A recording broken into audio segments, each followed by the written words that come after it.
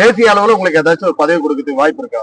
ஆனா நல்லா இருக்கேன், ஆடு மாட்டோட இருக்கேன், விவசாயம் பாக்குறேன், இந்த மாதிரி நேரம் கிடைச்சா கோயிலுக்கு வர்றேன், ரமணாசிரமத்துக்கு தியானம் பண்ண வர்றேன், இந்தியா முழுவதும் உலகம் முழுவதும் சுற்றுவதற்கு ஒரு வாய்ப்பு, கட்சி சொல்ற பணி அங்கங்க செய்யறேன். எனக்கு இந்த பேர்டன் ஆஃப் லீடர்ஷிப், இங்க போகணும் அங்க போகணும், தலைவராக இங்க இருக்கணும் அங்க இருக்கணும் எல்லாம் தவிர்த்து என்னுடைய வாழ்க்கையில நிம்மதியாக இருக்கின்றேன். அதே நேரத்துல மக்கள் பணி, நேற்று பார்த்திருப்பீங்க, வீட்டுக்கு வெளியே மோர் வச்சு வெயில்ல யார் மக்கள் போறாங்களோ தினமும் ஒரு 2000-3000 பேர் மோர் குடிக்கிறாங்க. அதையும் அவர்கள் கொடுப்பதற்கு ஒரு பெரிய பாக்கியம். மக்கள் பணி இருக்கு, தேவையில்லாத வேற வேலையில் நான் மாட்டல, என்னோட பணியை சந்தோஷமா செய்யறேன். புத்தகம் படிப்பதற்கு நிறைய நேரம் கிடைக்குது, குழந்தைகளோடு நேரம் செலவிடுவதற்கு, தந்தையாக மகனாக ரொம்ப நாள் கழிச்சு எங்க அப்பா அம்மாவோட உட்கார்ந்து நிம்மதியா சாப்பிட முடியும். அதனால இது எனக்கு சிறப்பா தோணுதுங்கன்னா இதுலயே பயணிக்க வேண்டும் என்று விரும்புகின்றேன். ஒரு தொண்டனாக நரேந்திர மோடி அவர்களுக்கு பணி செய்ய வேண்டும். என்னுடைய ஆசை பெரிது.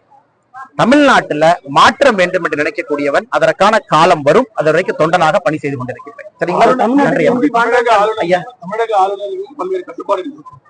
பெரியார் பல்கலைக்கழக துணைவேந்தர் ஜெகநாதன் அவரு சிபிஐ விசாரணைக்கு போயிட்டு வந்திருக்கும் பொழுது பிரிவு உபச்சார விழா தமிழக ஆளுநர் வச்சிருக்காரு. அதை நீங்க எப்படி பாக்குறீங்க? நான் சாமானியனாக ஜெகநாதன் ஐயா அவர்கள் செய்ததுல எந்த தவறும் இல்லை என்று பார்க்கின்றேன். அந்த கேஸ் ரொம்ப டீட்டெயிலா தெரியும். ஜெகநாதன் அவர்கள் மீது இருக்கக்கூடிய காழ்ப்புணர்ச்சினால பெரியார் பல்கலைக்கழகம் சேலத்துல ரிட்டையர் ஆவதற்கு சில நாட்கள் இருக்கு முன்பு உள்ள போய் பெரிய பிரச்சனை பண்ணி கைது பண்ணி, உச்ச நீதிமன்றத்தினுடைய பெயில் ஆர்டர்லாம் உங்களுக்கு தெரியும், உயர் நீதிமன்றத்தினுடைய பெயில் ஆர்டர் உங்களுக்கு தெரியும். அதனால் என்னை பொறுத்தவரை சாமானிய மனிதனாக ஜெகநாதன் அவர்கள் எந்த தவறும் செய்யல. தமிழக அரசினுடைய அரசியல்ல மாட்டி சிக்கி கொண்டிருக்கக்கூடிய ஒரு மனிதனாகத்தான் ஜெகநாதன் அவர்களை பார்க்கிறேன். எப்பொழுதுமே நான் சொல்வேன், அரசனும் தெய்வனும் எப்படி கொள்வார்கள் என்று நமக்கு தெரியும். அதனால யாரு ஒரு பவர்ல இருந்து அதர்மத்தை செய்யும் பொழுது அதற்கான விலை அவர்கள் கொடுத்தே ஆக வேண்டும். ஜெகநாதன் அவங்க கேஸ்ல அதர்மம் நடந்திருக்கிறது, ஆட்சியாளர்கள் அதற்கான விலையை கொடுப்பாங்க. நான் தான் நல்லா இருக்கேன்னு சொல்லிட்டேன். நான் அருமையா இருக்கேன், சிறப்பா இருக்கேன், என் வேலையை செஞ்சுட்டு இருக்கேன், நிம்மதியா இருக்கேன். எதுக்கு நான் இந்த நேரத்துல பவர் எல்லாம்? சாமானிய மனிதனாக இருப்பதே ஒரு பவராக பார்க்கின்றேன். உங்களை எல்லாம் ஈஸியா பார்க்க முடியுது.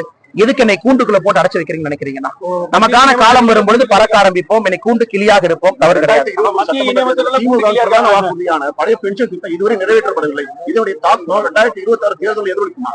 திமுக பழைய பென்ஷன் திட்டத்தை நிறைவேற்ற வேண்டும் என்றால் திமுகவுக்கு நிறைவேற்றுவதற்கு முழு உரிமை இருக்கு. உதாரணத்திற்கு காங்கிரஸ் ஆட்சி அவங்க இந்த மாதிரி நாங்க வரப்போறோம் அப்படின்னு ஹிமாச்சல பிரதேசல சொன்னாங்க. நாங்க பழைய பென்ஷன் எடுக்கிட்டு நம்ம புது பென்ஷன் எடுத்துட்டு பழைய பென்ஷனை கொண்டு வர்றோம். வாக்குறுதி கொடுத்து வந்த ஆட்சி. இன்னைக்கு நீங்க ஹிமாச்சல பிரதேசனுடைய காங்கிரஸ் ஆட்சியை பாருங்க, அவங்க கொண்டு வர முடிந்துதான் முடியலையா? தமிழ்நாட்டினுடைய முன்னாள் நிதியமைச்சர் ஐயா பிடிஆர் அவர்கள் சொன்னாங்க, வாய்ப்பே இல்ல, சாத்தியமே இல்ல, பழைய பென்ஷன் திட்டத்தை கொண்டு வர முடியாது. அதனாலதான் பிரதமர் அவர்கள், உங்களுக்கு தெரியும், இன்னைக்கு பழைய பென்ஷனும் இல்ல புது பென்ஷனும் இல்ல, பிரதமர் அவர்கள் இன்னைக்கு இது ரெண்டையும் தாண்டி இன்னொரு பென்ஷன் அறிவிச்சிருக்கிறாங்க. அது நமக்கு தெரியும். பிரதமர் அவர்கள் இன்னைக்கு பழைய பென்ஷன் நோக்கி போல, புது பென்ஷன் நோக்கி போல, இரண்டையும் தாண்டி வெளியே வந்தாச்சு. அப்படி இருக்கும் பொழுது பழைய பென்ஷன் புது பென்ஷன் என்பது இந்த நேரத்தில் தேவையில்லாத விவகாரமாகத்தான் நான் பார்க்கிறேன். செய்திகளை உடனுக்குடன் தெரிந்து கொள்ள உடனே சப்ஸ்கிரைப் பண்ணுங்க.